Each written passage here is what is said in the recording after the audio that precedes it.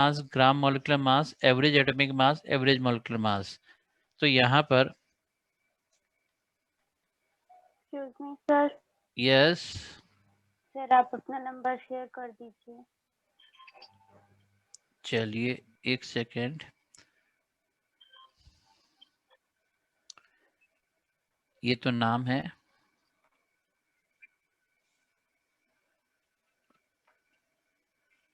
और ये नंबर है। ये टेलीग्राम ग्रुप में ऐड कर लेना, ऑल्दो ग्रुप में मैंने सबको ऐड कर दिया है। एक दो लोग नहीं ऐड हुए हैं, उसमें शायद जिन्होंने अभी रिसेंटली विदुषी एंड खुशी पंडित, इन दोनों ने टेलीग्राम ग्रुप में ऐड नहीं किया है, बाकी सब ने ऐड कर लिया है। एक हर्ष भड़ाना भी आई थिंक प्रेजेंट भी नहीं है। तो ये 3 लोग एडेड नहीं है, बाकी सभी लोग एडेड है। जो ऐड नहीं है वो भी ये नंबर नोट कर लें। इस पर टेलीग्राम ग्रुप में आप मैसेज भेज दीजिए अपना नाम और PSID लिख करके, सो दैट मैं आपको उसके अंदर ऐड कर दूंगा।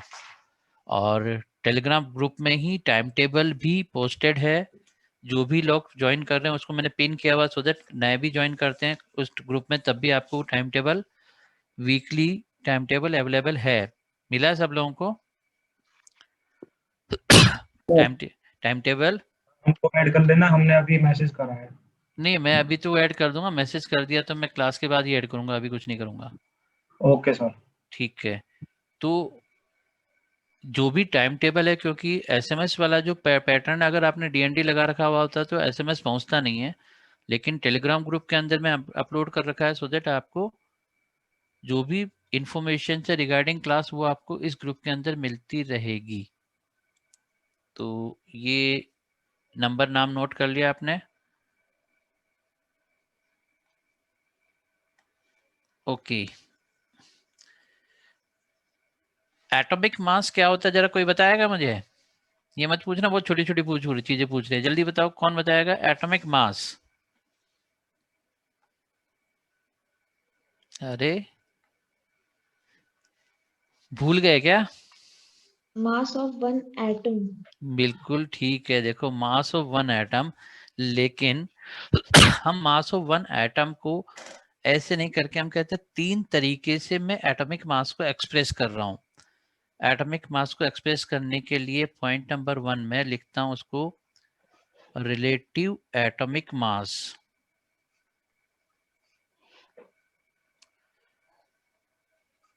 रिलेटिव, क्योंकि IUPAC ने एक स्टैंडर्ड आइसोटॉप डिसाइड किया C12, कार्बन 12, और इस कार्बन 12 के एक एटम के मास का 1/12 of mass of one atom of carbon 12, उसको हमने एक स्टैंडर्ड डिसाइड किया, क्या कहते हैं उसको?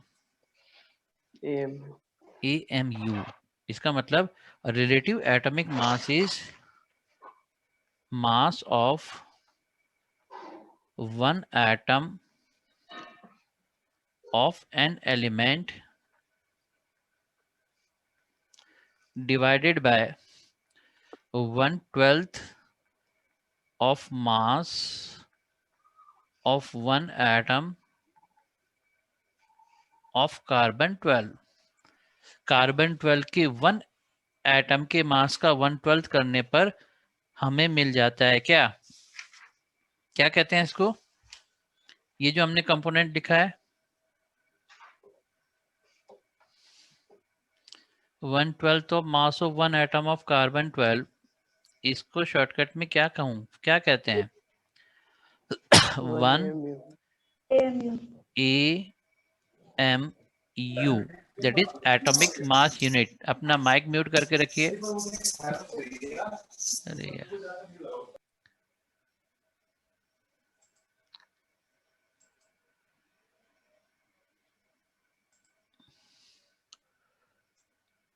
One AMU atomic mass unit. चलो बताओ वैल्यू कितनी होती है इसकी, कितना वैल्यू हमने फाइनल किया हुआ है? 1.6627 into 10⁻⁻27. 1.66 इंटू 10⁻⁻27 या फिर मैं -24 ग्राम लिख दूं ग्राम या -27 kg लिख दूं। ये जो 1 AMU है, एटॉमिक मास यूनिट है, इसको और कुछ नाम भी कहते हैं क्या शॉर्टकट में? अगर मैं केवल 1 U लिखता हूं तो वो क्या होता है? यूनिफाइड मास। यूनिफाइड मास। 1 AMU also called 1 1 Dalton Dalton, also called Aston 1 Aston, also called 1 Avogram। ये सभी इस 1 AMU के कुछ और नाम भी हैं, जिसको 1 U भी लिखते हैं, U for unified mass, 1 Dalton, 1 Aston, 1 एवोग्राम। इसका मतलब किसी एक एटम के मास को 1 AMU से अगर आप डिवाइड कर दे तो आपको मिल जाएगा रिलेटिव एटॉमिक मास। इसका मतलब ये एग्जैक्ट मास नहीं है, ये एक रेशियो है। किसी भी एटम के एक एटम का मास डिवाइडेड बाय 1 AMU करने पर एक हमें रेशियो मिल रहा है, तो ये रिलेटिव टू 1 AMU, इसलिए इसको हम रिलेटिव एटॉमिक मास कहते हैं।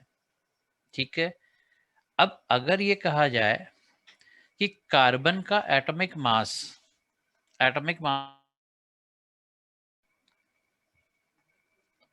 कितना लिखते हैं? 14. कार्बन का एटॉमिक मास 12 एम 12. 12 के बाद क्या लिखूं? You 12 U। Atomic mass of oxygen लिखा तो 8. 16 16U, atomic mass of nitrogen लिखा तो 14. 14U, 14U, जब आप U लिख रहे हैं तो वो रिप्रेजेंट कर रहा है फॉर 1 एटम, वो एक एटम को रिप्रेजेंट कर रहा है, एक एटम के लिए। ठीक है, अब यहाँ पर मैं सेकंड जो क्वांटिटी लिख रहा हूँ, अभी मैंने पहले क्या लिखा? Relative atomic mass. अब सेकंड क्वांटिटी लिख रहा हूँ gram atomic mass.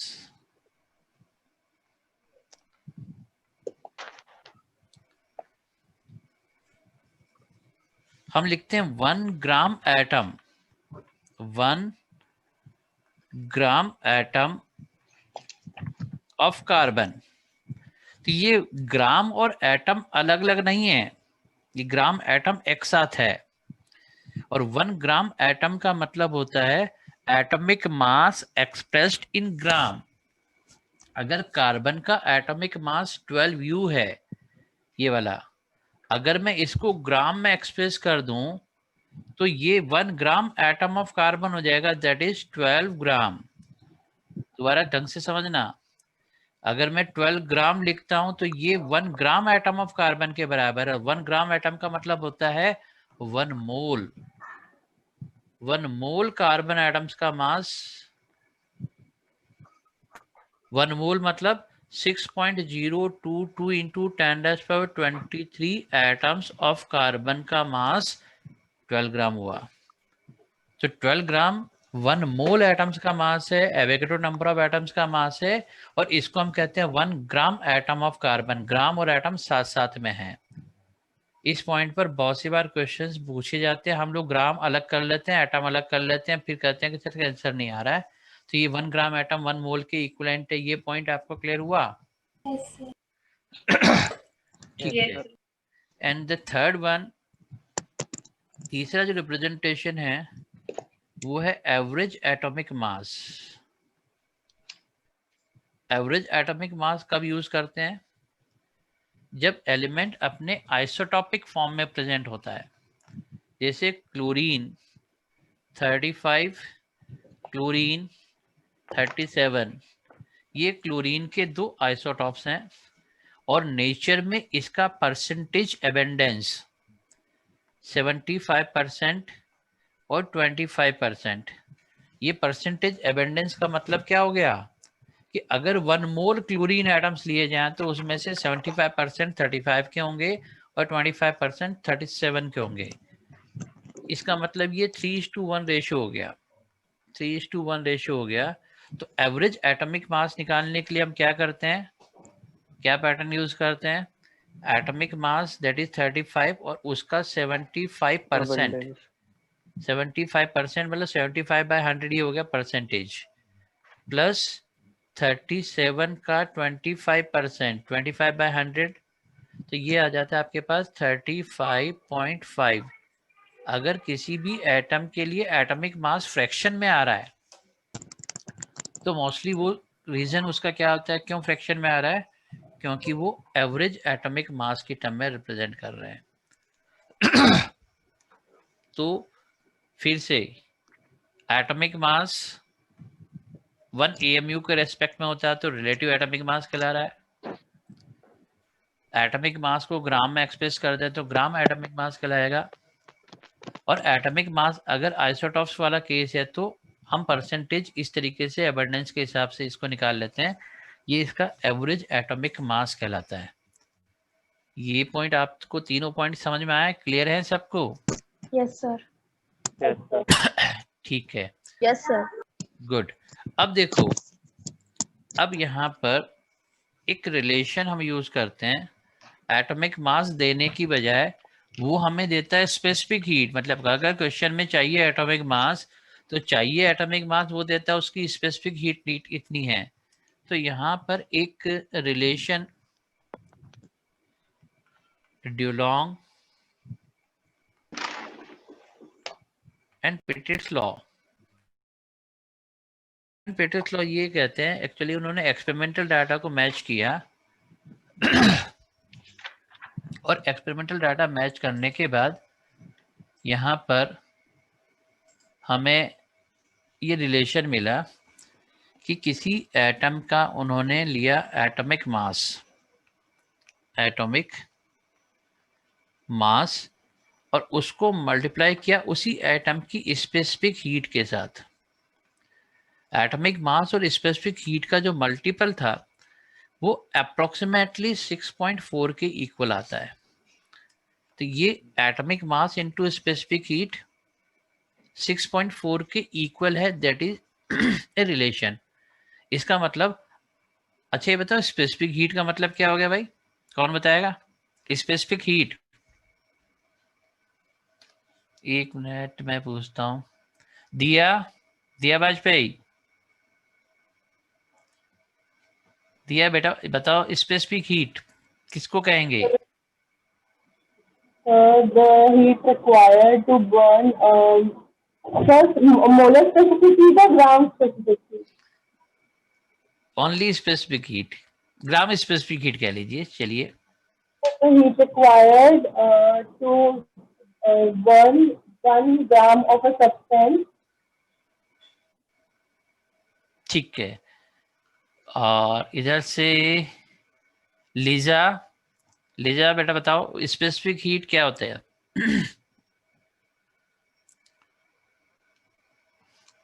Lisa, sir याद नहीं। अच्छा इधर Neetu Sharma, Neetu Jyoti Singh, Heat required to raise temperature by 1 degree of अगर ग्राम स्पेसिफिक हीट है तो टेम्परेचर 1 डिग्री रेज करेगा। वेरी गुड, बिल्कुल करेक्ट, परफेक्ट। अब जरा ये समझना, ये जो स्पेसिफिक हीट कहना क्या चाह रहे हैं उसको समझना।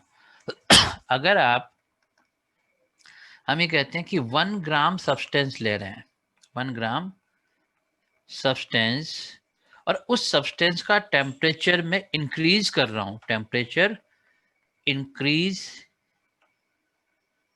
बाय 1 डिग्री सेंटीग्रेड या इंक्रीज बाय 1 केल्विन। देखो इंक्रीज बाय 1 डिग्री और इंक्रीज बाय 1 केल्विन सेम होता है। अगर मैंने 273 से 274 कर दिया तो इंक्रीज बाय 1 केल्विन हो गया, और 0 डिग्री को 1 डिग्री कर दिया तो इंक्रीज बाय 1 डिग्री हो गया।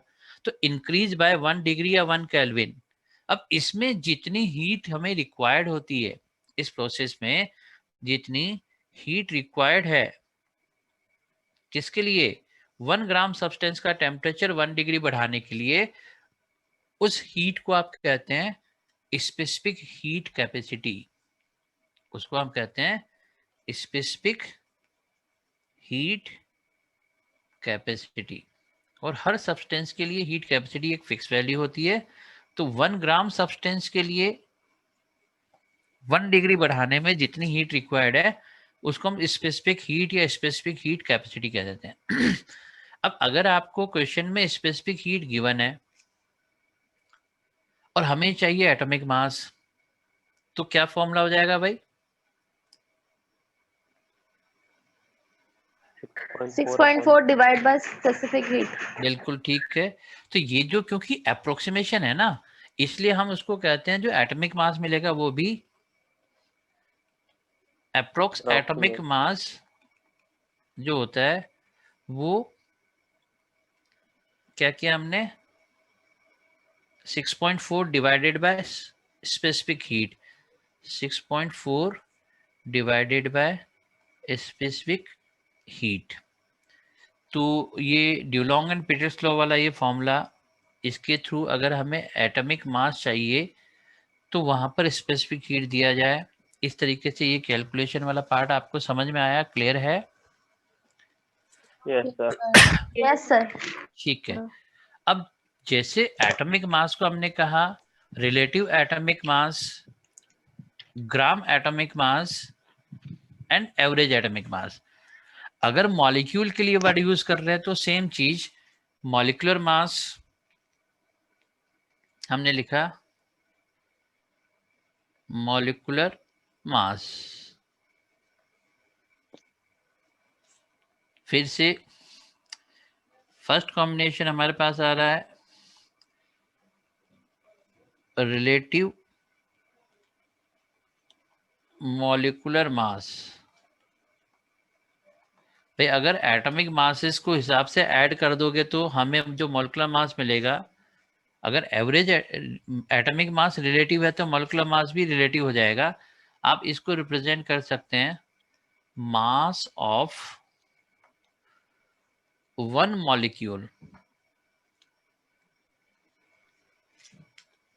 किसी स्पीसीज का one molecule divided by 1 AMU। अब मैं यहाँ पर 1/12 तो mass of one atom by carbon 12 लिखने की जगह क्या लिख रहा हूँ, 1 AMU से डिवाइड करें मास ऑफ वन मॉलिक्यूल को, तो इससे जो मास आएगा वो उसका मॉलिक्यूलर मास हो जाएगा।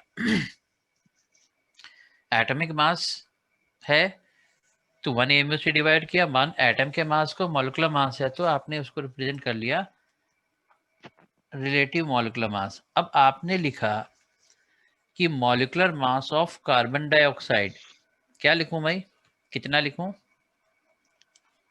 Molecular weight of carbon dioxide कितना लिखूं? 44 44 के आगे क्या लिखूं? U U। Very good. अगर 44 U लिखा हुआ है, it represent for one molecule. आपने लिखा molecular weight of water, how much? 18 U U। Molecular mass of methane, how much? 16 U। तो देखो जब हमने U लिखा it means it represent for one molecule, एक मॉलिक्यूल की बात कर रहे हैं। तो ये वन मॉलिक्यूल के लिए हो गया 16 U, 18 U, 44 U। ठीक है। अब अगर हम कहें atomic sorry molecular mass expressed in gram, तो यहां पर अब आ जाएगा ग्राम मॉलिक्यूलर मास, ग्राम मॉलिक्यूलर मास मतलब मॉलिक्यूलर मास को ग्राम में एक्सप्रेस कर दें। अब जैसे हमने लिखा 1 ग्राम एटम, तो इस बार हम लिख रहे हैं 1 ग्राम मॉलिक्यूल ऑफ CO2। तो अब जैसे एटम के लिए बताया था वैसे ही ग्राम और मॉलिक्यूल अलग अलग नहीं है, ये एक ही बात है। ग्राम मॉलिक्यूल मतलब 1 मोल कार्बन डाइऑक्साइड का मास। तो यहाँ पर आप लिख रहे हैं जितना आपके पास मॉलिक्यूलर मास था 44 U, उसको अब मैं रिप्रेजेंट कर रहा हूँ ग्राम में, तो ये हो जाएगा 44 ग्राम।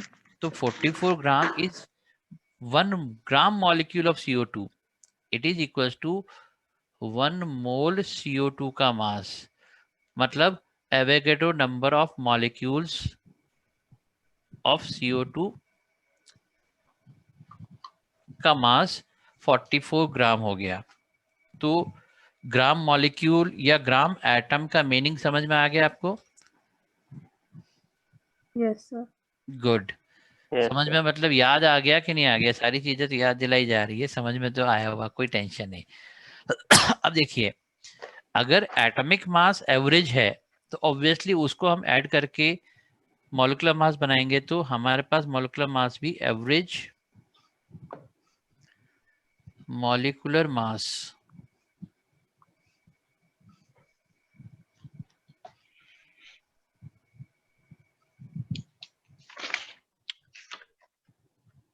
जैसे अगर आप लिखते हैं मॉलिक्यूलर मास ऑफ HCl तो आप लिखते हैं 36.5 U, ठीक है। तो अब क्लोरीन का एटॉमिक मास अगर एवरेज है तो मॉलिक्यूलर मास ऑफ HCl भी तो एवरेज ही हो जाएगा, क्योंकि आपने क्या किया 1 + 35.5 36.5। तो एवरेज एटॉमिक मास अगर है तो मॉलिक्यूलर मास भी एवरेज मॉलिक्यूलर मास होगा। तो अब ये तीनों चीजें, relative molecular mass, gram molecular मास और एवरेज मॉलिक्यूलर मास, ये तीनों चीजें आपको समझ में आई? Yes, sir. जैसे एटम के लिए था वैसे ही। अब हम बात कर रहे हैं अगर कंपाउंड आयनिक है तो क्या उसको मॉलिक्यूल कहें? जैसे मान लो अगर ये कहा जाए सोडियम क्लोराइड, सोडियम क्लोराइड के लिए 23 + 35.5 मतलब 58.5 U। अब ये 58.5 U जो लिखा है NaCl के लिए, तो इसको मैं क्या कहूँ? मॉलिक्यूलर मास कहूँ या एटॉमिक मास कहूँ या क्या कहूँ? Sir formula mass. बिल्कुल ठीक है। तो हम कहते हैं फॉर आयनिक कंपाउंड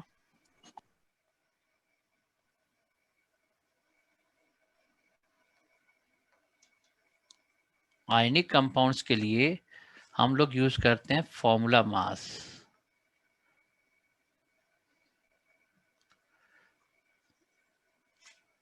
क्योंकि NaCl Na+ solid state already हमने पढ़ा हुआ है, हमें पता है कि NaCl की 1 unit cell of sodium chloride में how many sodium how many chloride, एक यूनिट सेल में कितने होते हैं भाई? 6:6 में प्रेजेंट है। नहीं, वो तो रेशियो है बेटा, वो तो कोऑर्डिनेशन नंबर का रेशियो, मैं इफेक्टिव एटम्स का रेशियो मान रहा हूँ। तो देखो क्लोराइड कहाँ था? FCC लैटिस पर। FCC लैटिस पर कितने हो गए? 1/8 × 8 कॉर्नर का, हाफ × 6 फेस सेंटर का, ये था 4, ठीक है। और सोडियम कहाँ प्रेजेंट थे? सभी ऑक्टाइडल वॉइड में, एक बॉडी सेंटर पे थी और हर एज के सेंटर पे, तो 1/4 × 12, ये भी था 4। तो ये 4:4 रेशियो जो है वो सिंपल में 1:1 रेशियो, इसका मतलब N फॉर्मूला यूनिट, ये इसका फॉर्मूला यूनिट है।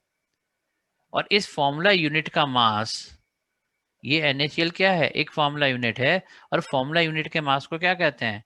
फॉर्मूला मास कहते हैं।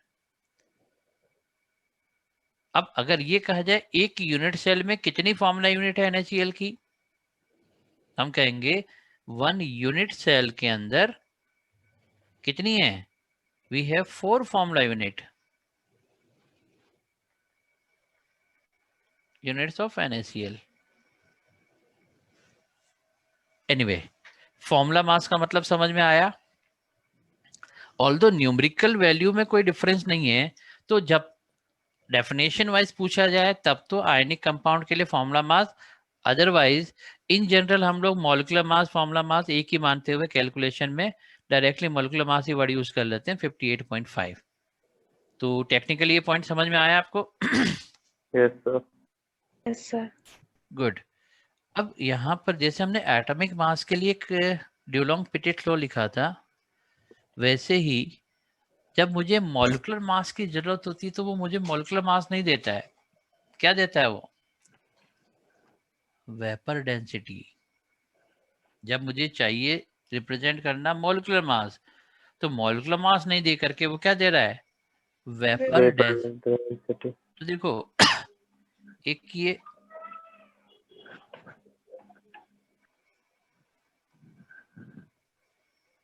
विक्टर मेयर मेथड है जिसके अकॉर्डिंग आप लिखते हैं molecular mass 2 2 into vapor density. Vapour density. तो अगर मुझे, या फिर वेपर डेंसिटी को मोलर मास बाय 2 कर देते हैं, एक ही बात है। हमने molecular mass 2 into vapour density, या फिर वेपर डेंसिटी जो होती है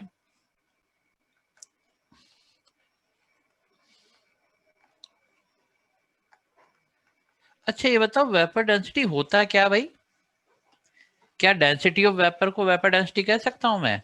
The mass of any gas upon mass of hydrogen. Very good. इधर कौन बताएंगे? नाम पूछते हैं, रुको।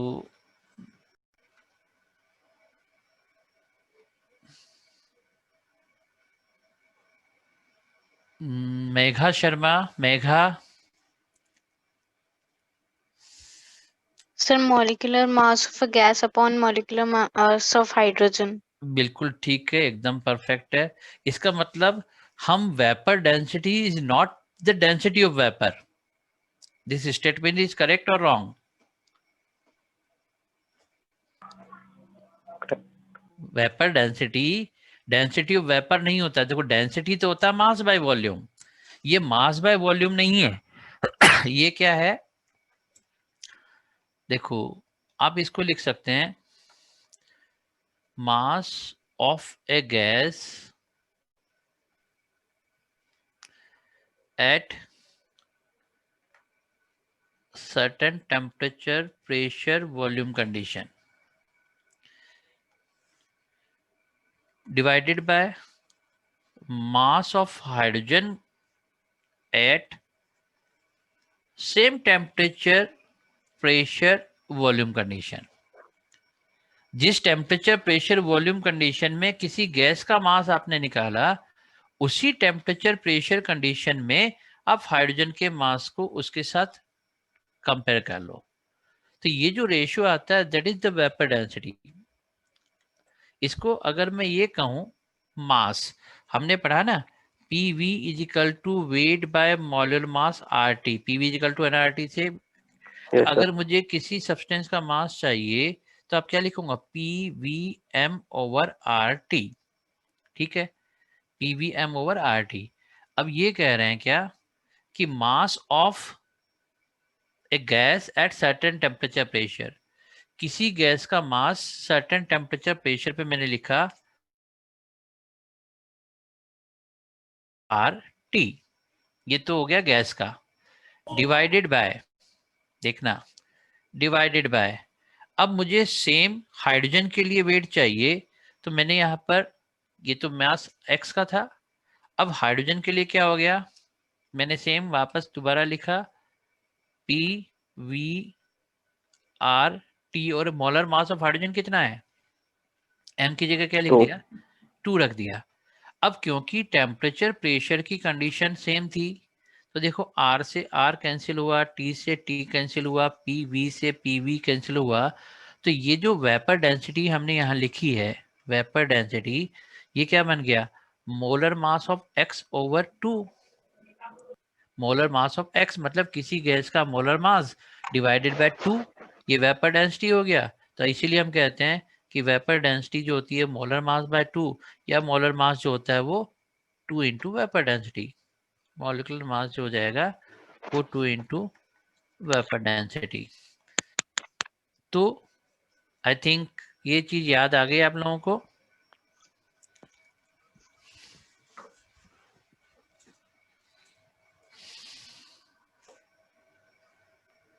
नोट कर लिया इसको, चेंज कर दूं, पेज चेंज कर दूं? Yes, sir. Sir.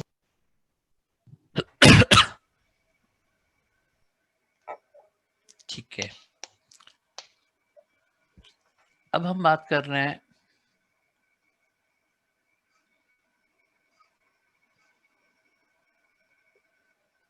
मोल कंसेप्ट। 1 मोल कितना होता है भाई? 6.02 into 10 6.022 into 10⁻23 एंटिटीज, चाहे वो एटम हो, मॉलिक्यूल हो, इलेक्ट्रॉन हो, प्रोटॉन हो, कुछ भी। अब ये जो हमने 6.022 into 10⁻23 जो लिखा, ये 1 मोल है। इतना ही क्यों होता है? ये 1 मोल की वैल्यू 6.022 into 10⁻23 ही क्यों आई? कुछ सिंपल सा रख लेते, 10,000 20,000 कुछ भी ऐसा इजी हो जाता है कैलकुलेशन में। 6.022 10⁻23 कहाँ से लाए? यही क्यों हुई? क्या कहते हैं भाई? 1 मोल इतना ही कैसे? किसने डिसाइड किया? Carbon atom. डिसाइड कौन करता है? क्या नाम लिखा है? IUPAC। उन्होंने एक स्टैंडर्ड सेट किया, स्टेबल कार्बन आइसोटोप 12, कि अगर कार्बन 12 के एग्जैक्ट 12 ग्राम एग्जैक्ट 12 ग्राम कार्बन 12 में जितने नंबर ऑफ एटम्स होंगे, जितने नंबर ऑफ एटम प्रेजेंट है 12 ग्राम ऑफ कार्बन एटम 12 में, उसको हमने डिफाइन किया कि वो number of atom present in 12 gram of carbon, इसको हमने कहा 1 मोल। इसको 1 मोल डिफाइन कर दिया। तो अब कितने एटम्स हैं इसको पता करने के लिए मास स्पेक्ट्रोमीटर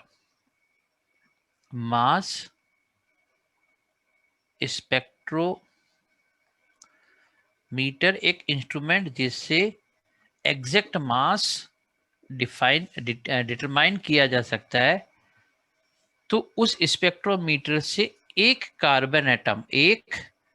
एटम ऑफ कार्बन 12 का एग्जैक्ट मास पता किया गया। 1 एटम ऑफ कार्बन 12 का एग्जैक्ट मास पता किया और ये फाइंड आउट किया 1.992648 into 10⁻23 gram. This is the exact mass of 1 atom of carbon। एक कार्बन के एटम का मास हमारे पास एग्जैक्ट ये है 1.992648 into 10⁻23। अब डेफिनेशन क्या कहा? 1 मोल किसको कहेंगे? कि भाई 12 ग्राम कार्बन में कितने एटम प्रेजेंट है। ठीक है, तो अब अगर मुझे 12 ग्राम कार्बन में एटम चाहिए तो डिवाइड कर देंगे। तो मैंने कहा मास एग्जैक्टली लिया 12 ग्राम, 12.000 मतलब exact gram, divided by mass of 1 atom 1.992648 into 10⁻23। ये एक एटम का मास। तो total mass divided by mass of 1 atom करने पर मुझे नंबर ऑफ एटम्स इसमें मिल जाएंगे।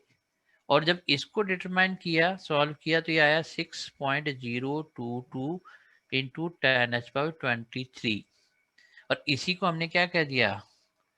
1 मोल। और इस तरीके से 1 मोल की वैल्यू ये 6.022 into 10⁻23 यहाँ पर आ गई। तो ये बेसिक पॉइंट आपको समझ में आया कि 1 मोल को हमने इतना ही क्यों कहा? Yes sir. ठीक है, अब देखो मोल कंसेप्ट के अंदर कुछ सिंपल फॉर्मूले जो हम फ्रिक्वेंटली यूज करते हैं, मैं उसको यहाँ नोट कर लिया, आगे बढ़ा दूं इसको। Yes, sir. Yes, sir. Good.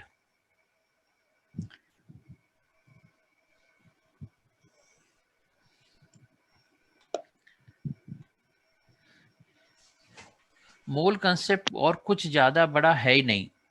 अगर मुझे किसी सब्सटेंस का वेट गिवन है, वेट ऑफ सब्सटेंस, अगर एटम है तो divided by atomic wait, molecule है तो molecular weight. Weight of substance atom की फॉर्म में है तो एटॉमिक वेट से डिवाइड कर दो, मॉलिक्यूल की फॉर्म में तो मॉलिक्यूलर वेट से डिवाइड कर दो। ऐसा करने पर हमें सब्सटेंस के मोल मिल जाएंगे।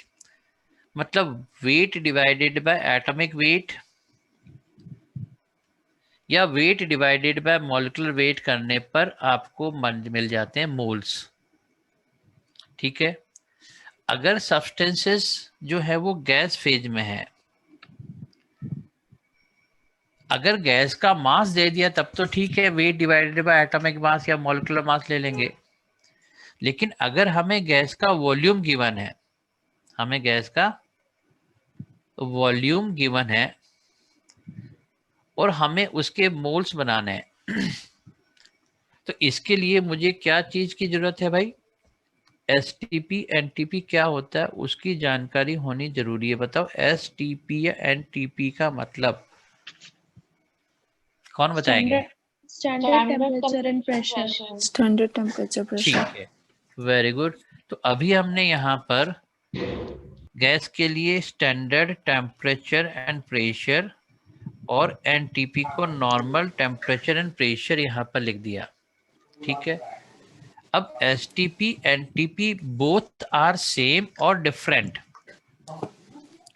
डिफरेंट है। डिफरेंट है। सेम है या डिफरेंट है? तो कुछ कह रहे हैं सेम है, कुछ कह रहे हैं सर डिफरेंट है। डिफरेंट है, प्रेशर Different है, का सर। चेंज होता है। चलो एक काम करते हैं, पहले मुझे ये बताओ, यहाँ पर हमने temperature, pressure, volume and number of moles, basically ये चार ही थर्मोडायनेमिक पैरामीटर्स है जिसकी हेल्प से हम किसी गैस को रिप्रेजेंट करते हैं। अब अगर आपसे यहाँ पूछा जाए भाई, आप कह रहे हैं कि एसटीपी एनटीपी, तो बताओ एसटीपी या एनटीपी पर जो टेम्परेचर कंसीडर करेंगे, एसटीपी में टेम्परेचर कितना? 1 Kelvin. 22.4 सॉरी नहीं 1 Kelvin. 273. हाँ, मुझे बताओ एसटीपी में जो स्टैंडर्ड टेम्परेचर हम कंसीडर करेंगे वो टेम्परेचर कितना लेंगे?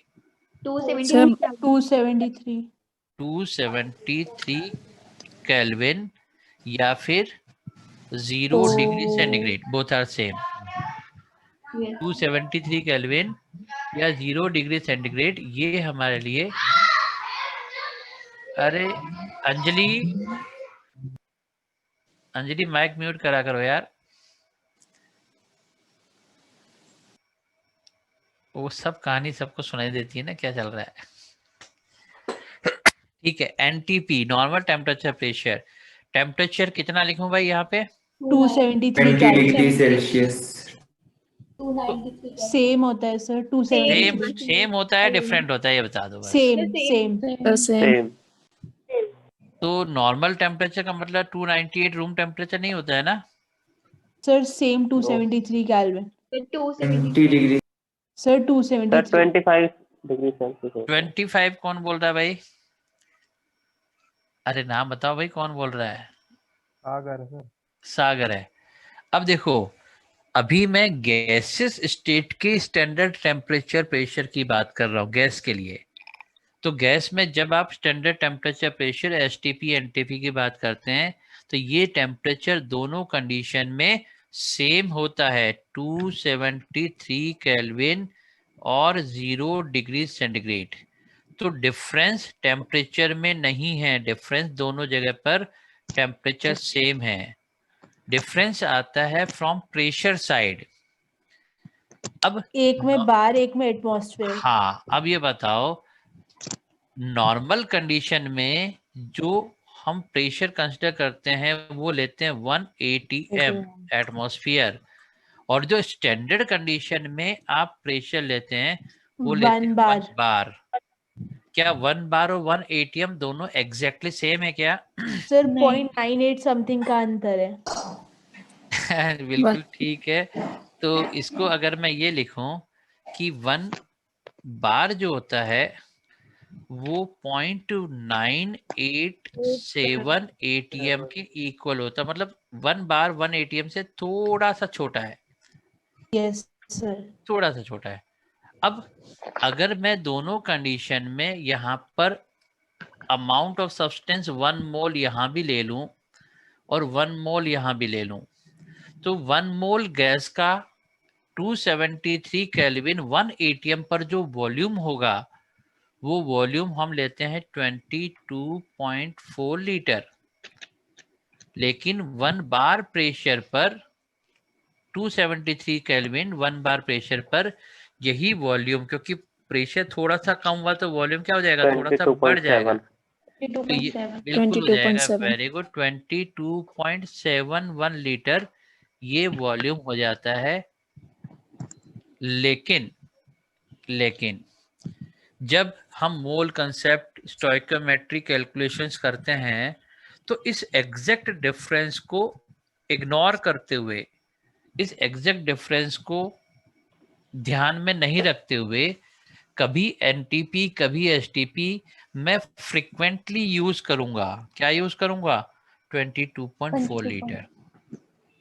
ठीक है, अभी एग्जैक्ट डिफरेंस क्या है वो हमने बता दिया, लेकिन जब मैं कैलकुलेशन करना शुरू करूंगा तो कभी एसटीपी लिख दूंगा, कभी एनटीपी लिख दूंगा, और दोनों जगह पे मैं कैलकुलेशन में 22.4 लीटर ही यूज करता हूं बाय कन्वेंशंस। ठीक है, तो चलो एसटीपी एनटीपी डिफरेंस आ गया। अब मुझे मोल चाहिए, मुझे चाहिए कि अगर मुझे सब्सटेंस के मोल चाहिए और मुझे गिवन है volume of gas at STP, फिर यहाँ तो जब ऊपर साफ दिख रहे थे हम कहा ठीक है एसटीपी और एनटीपी, मैंने दोनों को इग्नोर करके एसटीपी और एनटीपी डिवाइडेड बाय 22.4 लीटर। ठीक है, तो ये तो मोल फाइंड आउट करने का तरीका आ गया कि अगर वॉल्यूम ऑफ गैस गिवन है तो डिवाइडेड बाय 22.4 लीटर करने पर हमें उस सब्सटेंस के मोल्स मिल जाएंगे। अब अगर एक छोटा सा क्वेश्चन यहाँ पूछ लें, क्वेश्चन पूछा calculate the number of molecules present in 1 ml of oxygen gas at NTP। यहाँ पे 22.4 लीटर ही मान करके ये कैलकुलेशन करनी है कि एनटीपी पर अगर मैं 22.4 लीटर की जगह 1 ml गैस ले लेता हूं तो उसमें कितने नंबर ऑफ मॉलिक्यूल्स प्रेजेंट होंगे।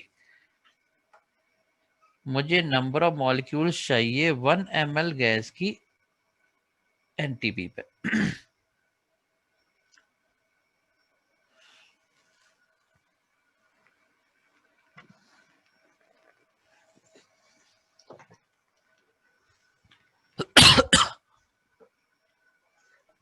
0.268 into 10 की पावर 20। ठीक बात है, बिल्कुल ठीक है। तो अभी मैंने इसको ये कहा कि 1 मोल 22.4 इसका मतलब मिलीलीटर की टर्म में अगर मैं कहूं तो मेरे पास 22400 ml ऑक्सीजन गैस है एट एनटीपी, तो उसके अंदर नंबर ऑफ मॉलिक्यूल्स कितने हैं? ये हो गया 6.022 एवोगैड्रो, बिल्कुल ठीक है, इंटू 23। डिवाइडेड बाय तो 22। 1 ml के अंदर कितने हो जाएंगे?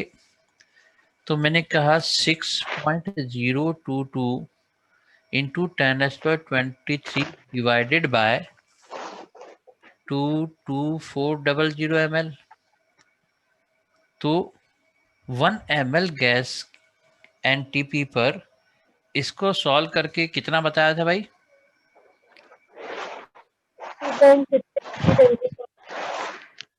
0.268 2.69 इंटू 10⁻19, 19. क्योंकि यहाँ पे सिग्निफिकेंट फिगर्स उसमें साइंटिफिक नोटेशन में लिख दिया ना, इतने molecules.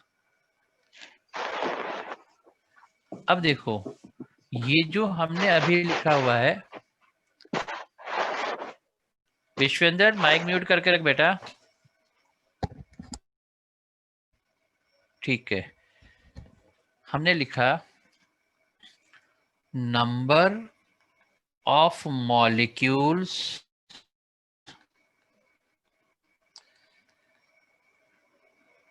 present in 1 ml gas at NTP, and this number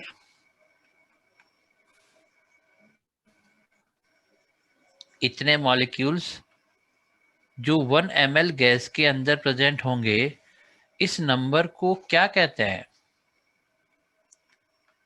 1 मोल में जितने मॉलिक्यूल्स होते हैं वो एवोगैड्रो नंबर कहलाते हैं।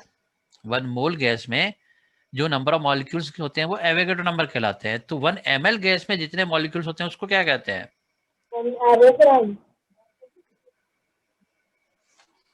इसको कहा जाता है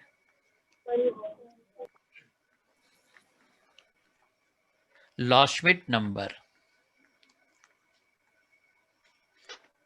ये जो लॉशमिट नंबर हमने लिखा है, it is the number of molecule present in 1 ml of gas. 1 ml gas के अंदर जितने नंबर ऑफ मॉलिक्यूल्स होंगे उसको कहा जाता है लॉशमिट number, and it is equivalent to 2.69 into 10⁻19 molecules.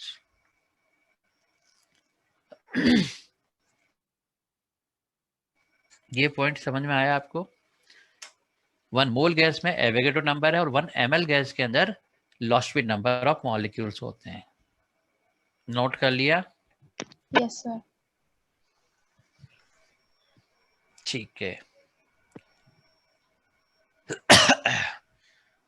अब देखो मोल कंसेप्ट की सिंपल कैलकुलेशन में number of atoms, number of molecules, number of protons, neutron, electron, इस टाइप की कैलकुलेशन के लिए एक सिंपल सा एग्जांपल लेकर के कुछ प्रैक्टिस कर लेते हैं और कुछ नहीं। एक सिंपल सा मैंने क्वेश्चन लिखा, जैसे मैंने लिया 3.2 ग्राम मीथेन गैस, 3.2 ग्राम मीथेन गैस। अब क्वेश्चंस में यहाँ पर क्या क्या पूछ रहा हूँ वो यहाँ पे एक बार लिखता जाता हूँ, बाद में एक साथ सॉल्व कर लेंगे। तो मैंने यहाँ पर पूछा कि भाई इसके अंदर नंबर ऑफ मोल्स कितने होंगे, फिर पूछा इसमें नंबर ऑफ मॉलिक्यूल्स कितने होंगे, फिर इसमें पूछ रहे नंबर नहीं टोटल नंबर ऑफ एटम्स कितने होंगे,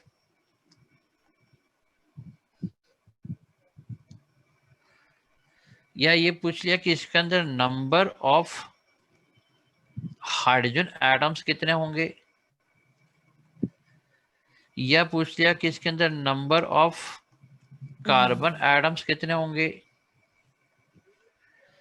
या इसमें पूछ लिया टोटल नंबर ऑफ इलेक्ट्रॉन्स कितने होंगे, टोटल नंबर ऑफ न्यूट्रॉन्स कितने होंगे। इस टाइप के कोई भी क्वेश्चन, इस पैटर्न के कोई भी question certain amount of substance देख करके पूछे जाए तो एक बार इसका पैटर्न समझ लेते हैं। तो बताओ सबसे पहले नंबर ऑफ मोल्स इस 3.2 ग्राम के लिए हमें क्या 0.2 Given mass है 0.2 नहीं, आंसर तो मुझे पता है कि आपको भी पता है। हमें यहाँ पर क्या करना पड़ेगा?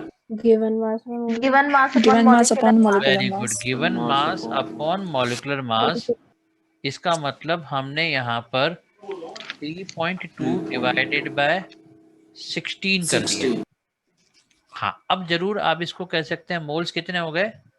0.2 मोल। ठीक है, अब अगर मुझे नंबर ऑफ मोल्स पता है, number of molecules find out करना है, तो एक मोल के अंदर एवोगैड्रो नंबर तो जितने भी मोल हैं गिवन है, x मोल्स हैं, it is multiplied by Avogadro number. Avogadro number करने पर मुझे यहाँ पर मिल गए नंबर ऑफ मॉलिक्यूल। अब number of total number of atoms, अब मुझे पता है CH4 मतलब एक के अंदर 1 कार्बन 4 हाइड्रोजन, टोटल तो 5 एटम है।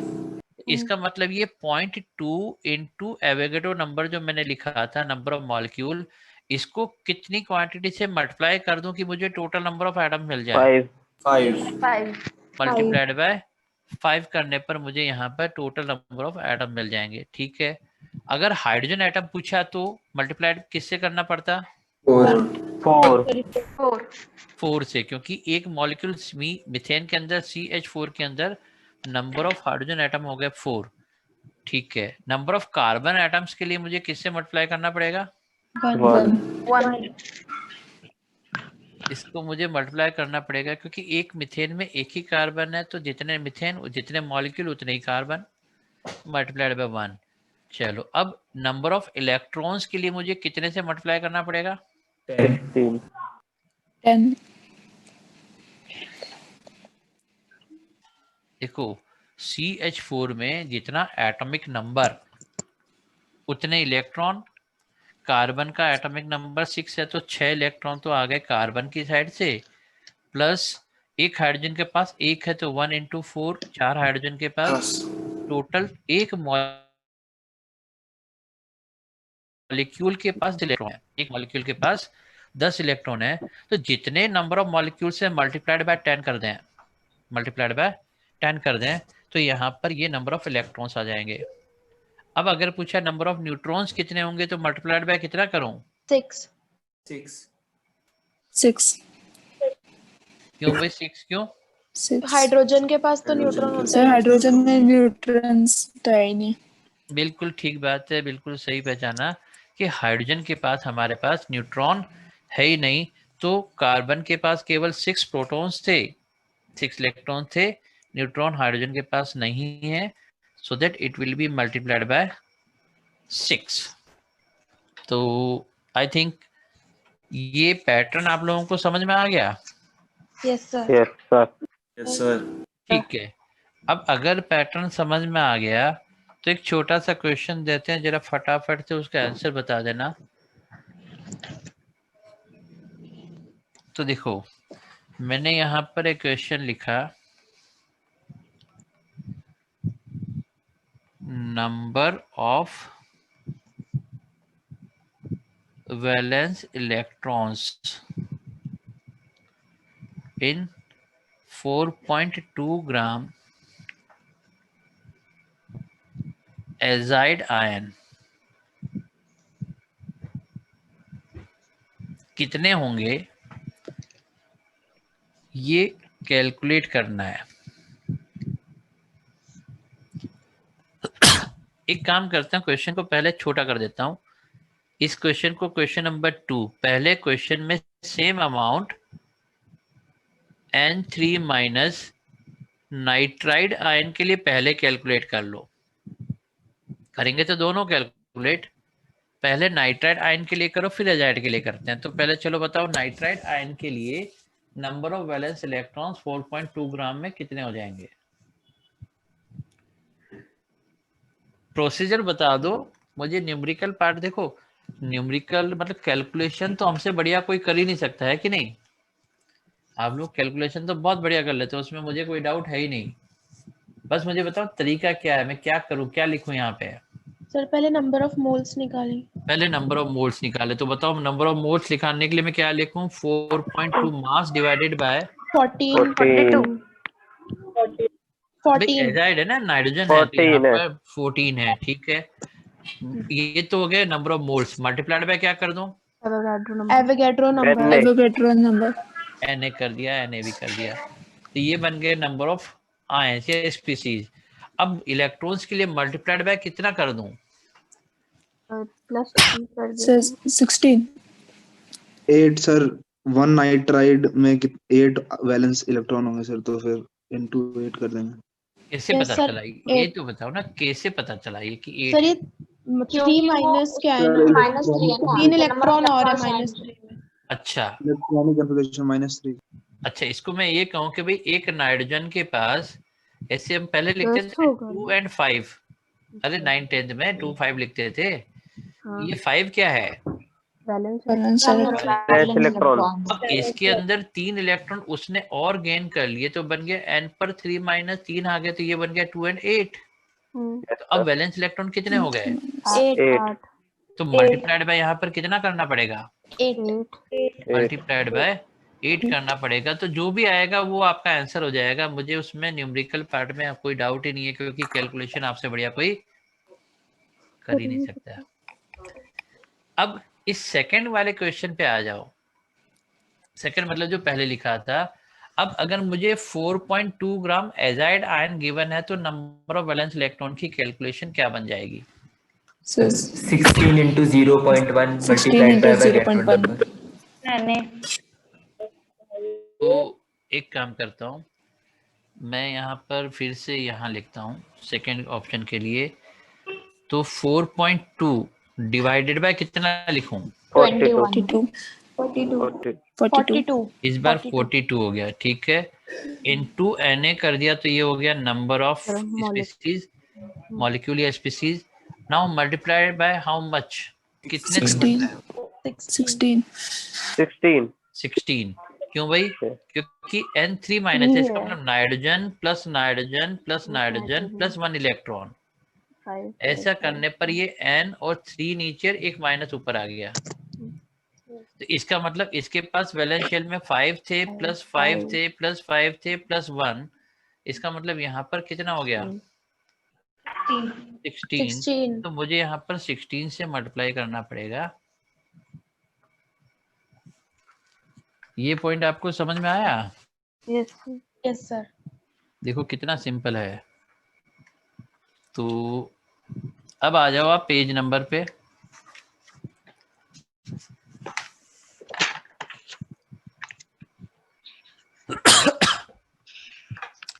Page number 15। Page number 15।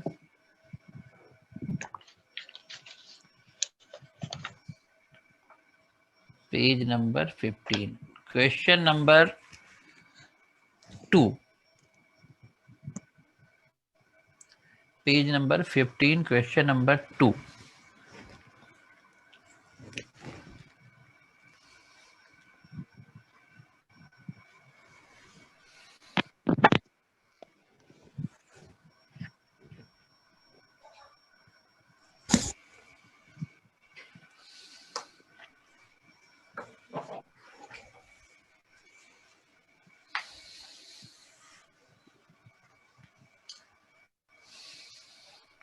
Sir 2 into 10⁻², second option.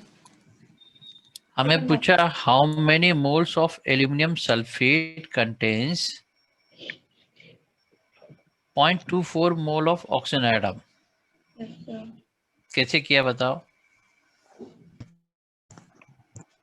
12 moles, 1 मोल एल्युमिनियम सल्फेट में 12 मोल्स ऑफ ऑक्सीजन।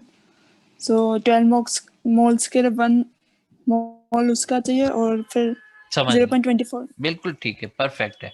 हमने कहा भी 1 मोल Al2SO4 होल थ्राइस में number of moles of oxygen कितने हैं? ऑक्सीजन कितने हैं? तो यहाँ पर 4 × 3 12 है। 1 मोल में 12 मोल है। ठीक है,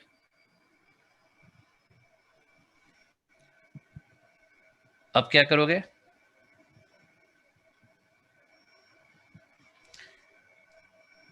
ट्वेल्व मोल ऑक्सीजन एटम थे तो उसके अंदर 1 मोल एल्यूमिनियम सल्फेट है। 1 मोल ऑक्सीजन के अंदर 1/12 मोल एल्यूमिनियम सल्फेट है। और हमारे पास कितने मोल ऑक्सीजन एटम दे रखे हैं? 4 मोल ऑफ ऑक्सीजन एटम के अंदर 1/12 into 0.24 moles of aluminium sulphate हो जाएंगे।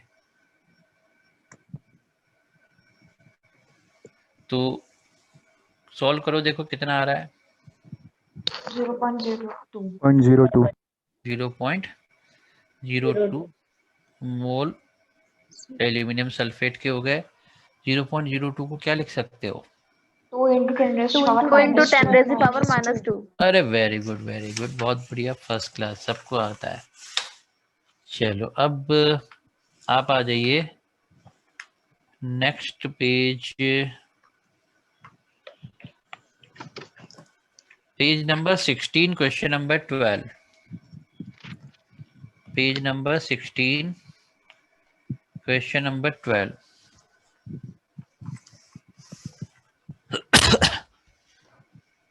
सेक्शन ए का ही नहीं, सेक्शन बी का है। ओहो, दोनों हैं, करेक्ट। सेक्शन बी का 12 देखना है।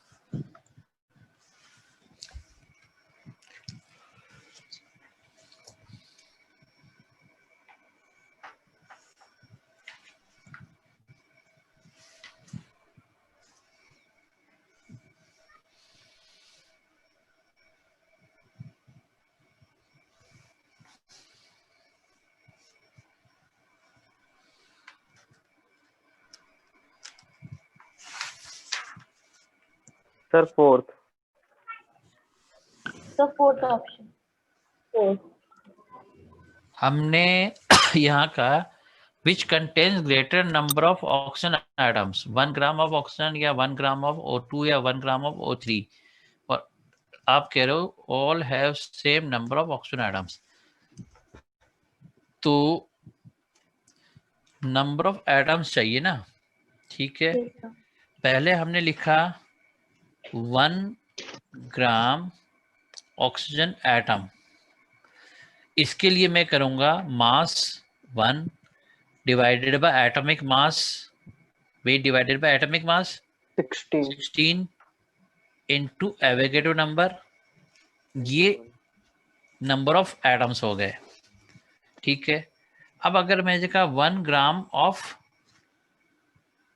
O2 मॉलिक्यूल, तो यहाँ पर आप मॉलिक्यूलर मास मोल्स कितने लेंगे? 1 divided by 32 into Avogadro number into 2।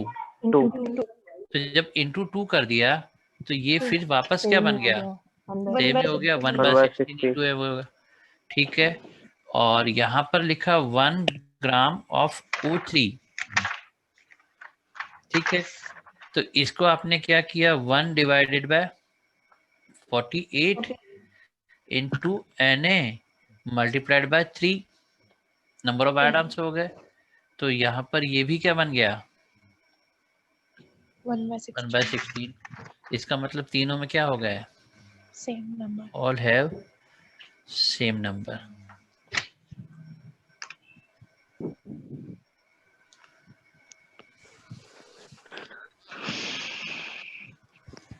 ठीक है, पास वाले पेज पर, पेज नंबर 17 पर question number 22, page number 17 question number 22।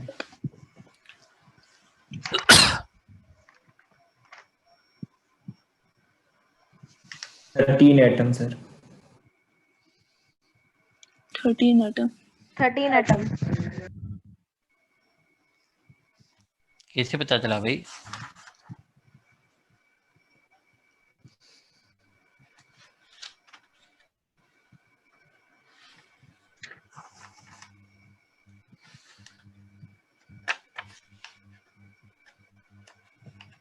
Sir एक एटम हीलियम का वेट 4 mu है, तो 52 डिवाइडेड बाय 4।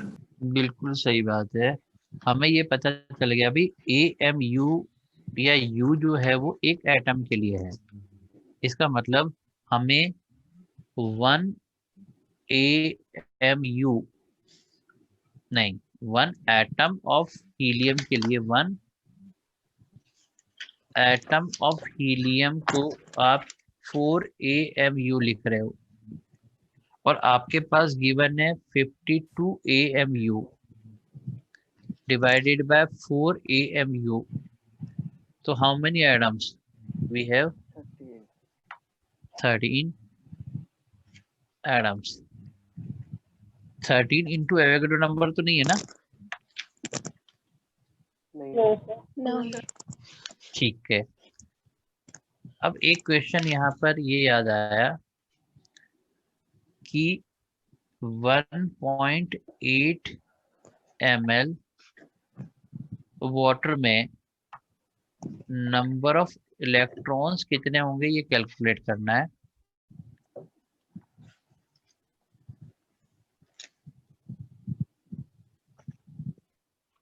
वाटर की डेंसिटी 1 ग्राम पर ml होती है।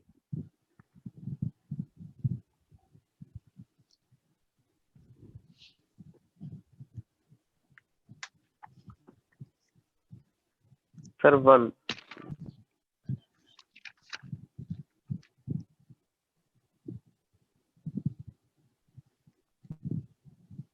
सर 1 आ रहा है। 1 मतलब 1 मोल। अच्छा,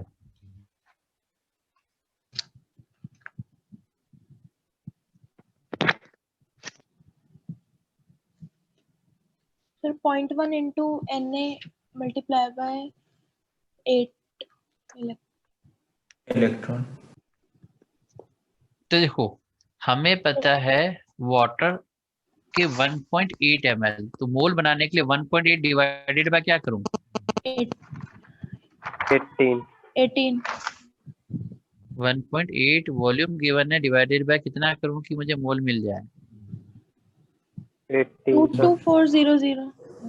22,400 सर 18।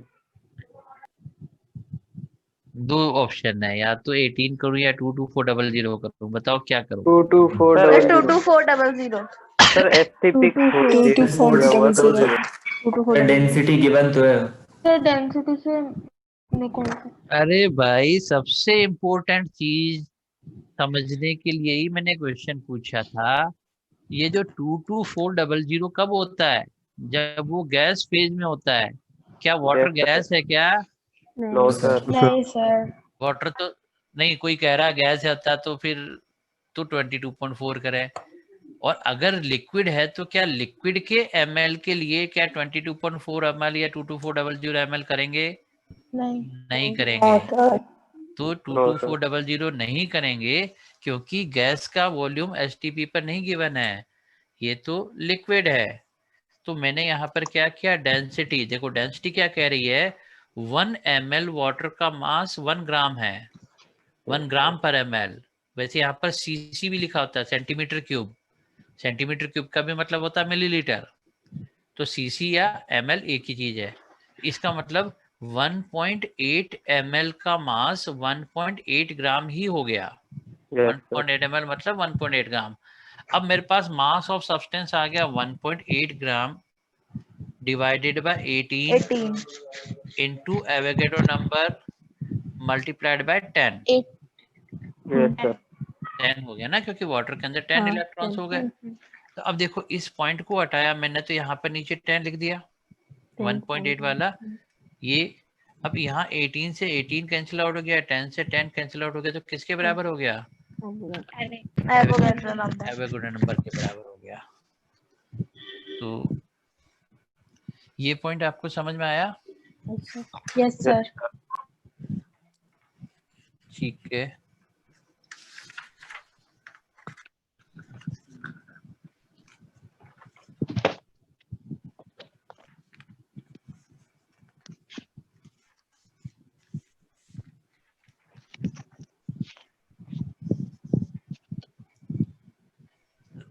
देखिए मोल कंसेप्ट, मोल, मास, वॉल्यूम, ये रिलेशन तो अभी हमने देख लिए। हमने एटॉमिक मास देखा, मॉलिक्यूलर मास देखा, फॉर्मूला मास लिखा। अब जो हम डिस्कस कर रहे हैं वो है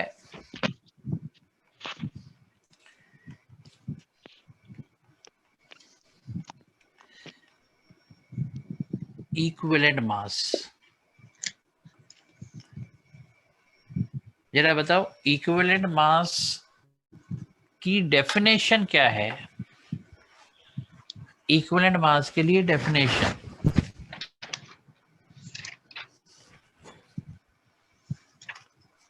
याद करके या ढूंढ करके, जो भी एप्लीकेबल है।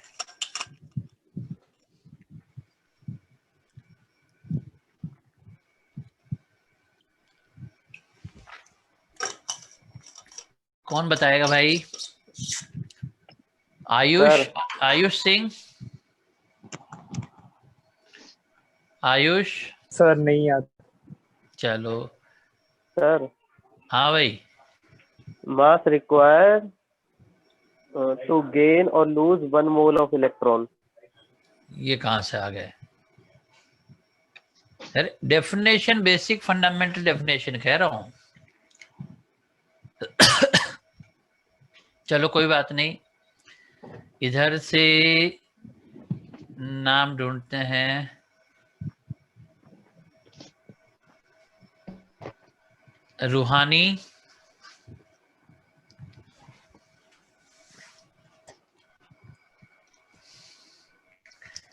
याद है? Sir, mass of substance that combines with mass of hydrogen। ठीक है, कंप्लीट बोल दो, सही बोल रहे हैं आप। 1 gram of nitrogen, 8 gram of oxygen and 35.5 gram of chlorine। यही तो है सर? बिल्कुल यही वैल्यू है एकदम। अब सही समझ में आई, मतलब सही याद आई। तो मैं एक काम करता हूँ, इसको जो बेसिक फंडामेंटल कंसेप्ट है उसको लिख लेते हैं। ऑल्दो डायरेक्ट इसके ऊपर क्वेश्चन बनने तभी है, वरना तो यूज करते हैं एप्लीकेशन पैड को। तो मैंने ये लिखा, the number of parts by mass, number of parts by mass of a given substance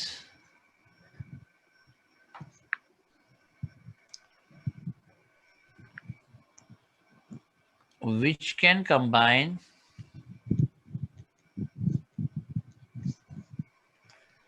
or displace the number of parts by mass of a given substance which can combine or displace। अब किसको साथ combine या किसके साथ displace हो रहे हैं? तो हमने लिखा 1 parts by mass of hydrogen, bracket में लिखा 11.2 लीटर हाइड्रोजन at STP, और क्या लिखा? 8 parts by mass of oxygen, यहां लिखा 5.6 लीटर ऑक्सीजन at STP। फिर यहां लिखा 35.5 parts by mass of chlorine, 11.2 liter chlorine at STP, and so on।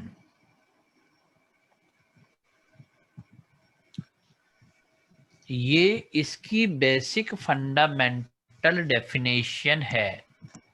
एक बार मैं रिपीट कर रहा हूं, तो इसमें देखो, the number of parts by mass of A given substance which can combine और डिस्प्लेस। अब ये जो number of parts by mass जो लिख रहा हूं ना, उसको एक साथ अगर मैं ये कहूं ग्राम, अगर मान लो ये जो पूरा कंपोनेंट हम लिख रहे हैं कौन सा, ये the number of parts by mass, इसको अगर मैं एक वन वर्ड लिख दूं ग्राम, इसका मतलब कितने ग्राम किसी सब्सटेंस के कंबाइन करें या डिस्प्लेस करें, 1 ग्राम हाइड्रोजन को, 8 ग्राम ऑक्सीजन को, 35.5 ग्राम क्लोरीन को कंबाइन या डिस्प्लेस करने के लिए जितने नंबर ऑफ पार्ट्स, मतलब जितने ग्राम किसी सब्सटेंस के चाहिए, वो ग्राम उस सब्सटेंस के क्या कहलाएंगे, इक्विवेलेंट मास। तो वो मास किसके इक्विवेलेंट है, 1 ग्राम हाइड्रोजन के इक्विवेलेंट है, या 8 ग्राम ऑक्सीजन के इक्विवेलेंट है, या 35.5 ग्राम क्लोरीन के इक्विवेलेंट है। अब ये जो बेसिक डेफिनेशन है, इसको मैं स्टेप बाय स्टेप समझता हूं पहले एक एक करके। तो मैंने यहां पर मेथड नंबर 1 यहां लिखा hydrogen displacement method, hydrogen displacement method,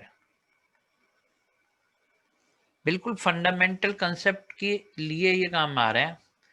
अब एक रिएक्शन आपने बहुत फ्रिक्वेंटली देखी, सुनी, पढ़ी होगी कि भाई जिंक रिएक्ट विथ H2SO4, ये ZnSO4 और हाइड्रोजन गैस इवॉल्व करता है। ठीक है, जिंक H2SO4 में डिसॉल्व कर रहा है, हाइड्रोजन गैस इवॉल्व हो रही है, मतलब जिंक ने हाइड्रोजन को डिस्प्लेस किया। अब हाइड्रोजन गैस के, या तो कहें 1 ग्राम हाइड्रोजन गैस को डिस्प्लेस करने के लिए जितने ग्राम जिंक चाहिए, मान लो मैं x ग्राम जिंक कर लेता हूं, 1 ग्राम हाइड्रोजन गैस को डिस्प्लेस करने के लिए जितने ग्राम जिंक चाहिए, वो मास जिंक का क्या कहलाएगा, इक्विवेलेंट मास। तो ये जो x ग्राम जिंक है वो किसके इक्विवेलेंट है, 1 ग्राम हाइड्रोजन के इक्विवेलेंट है जिंक के x ग्राम, दैट्स व्हाई ये जिंक का क्या कहलाएगा, इक्विवेलेंट मास। अब 1 ग्राम हाइड्रोजन का वॉल्यूम STP पर कितना होगा, तो देखो अभी कुछ देर पहले ही मैंने 1 ग्राम 1 divided by mass by molecular mass, तो हाइड्रोजन का मोलर मास कितना हो गया 2, mass of substance is 1, molar mass is 2, इसका मतलब ये हाफ मोल हो गया। अब हाफ मोल का STP पर वॉल्यूम कितना हो जाएगा, तो हमने लिखा हाफ इंटू 22.4, तो मेरे पास ये आ गया 11.2 लीटर। तो या तो मैं 1 ग्राम हाइड्रोजन कहूं, या इसकी जगह लिख दूं 11.2 litre hydrogen at STP evolve करने के लिए, या तो 1 ग्राम हाइड्रोजन इवॉल्व करने के लिए जितना मास चाहिए, या 11.2 litre hydrogen at STP evolve करने के लिए जितना मास जिंक का चाहिए, वो मास जिंक का क्या कहलाएगा, इक्विवेलेंट मास कहलाएगा। तो अगर मुझे इस मेथड को कैलकुलेशन के पॉइंट ऑफ व्यू से नोट करना है, यूज करना है, समझना है, तो मैंने फॉर्मूला बनाया, लिखा भाई किसी भी सब्सटेंस का मास वेट ऑफ मेटल जितना दिया हुआ है divided by mass of hydrogen displaced, this is equal to equivalent weight of metal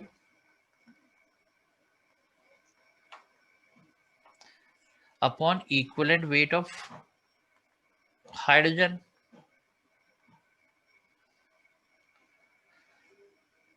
equivalent weight of metal को E कह दिया, तो बताओ हाइड्रोजन का इक्विवेलेंट वेट कितना होगा,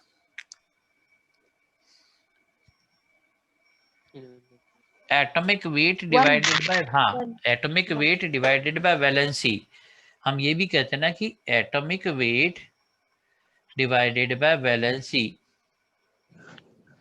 अब ये जो एटॉमिक वेट है वो 1 है, वैलेंसी भी 1 है, तो इक्विवेलेंट वेट कितना हो गया?